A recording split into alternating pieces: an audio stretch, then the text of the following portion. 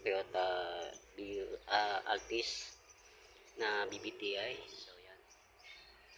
So ang isin to is 4-down transmission. So palit ng lining. Pasensya na mga boss kung hindi ko na video ng pagbaba. So yan, palit ng lining niya. So tatanggalin lang yung tie wrap ng mga boss. Kasi kaya hindi siya nakabit kagahapon. Mabili pa ako ng clutch niya. Yan, ito nasa loob ng transmission ko. So ito yung modelo ng Altis mga boss. Mabili ako ng clutch master na buo sa loob ng transmission. So yan, kakapit namin ito mga boss. Update namin ito mga boss pagka tapos na. Yan na mga boss. So nakabit na yung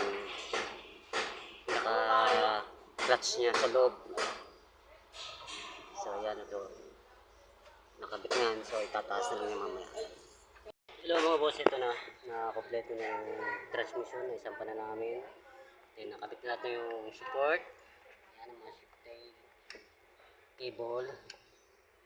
So yan, kompleto na lang yung battery. And then siyempre i-bleed namin dito.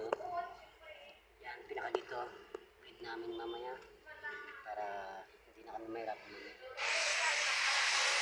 So update namin kayo mga boss.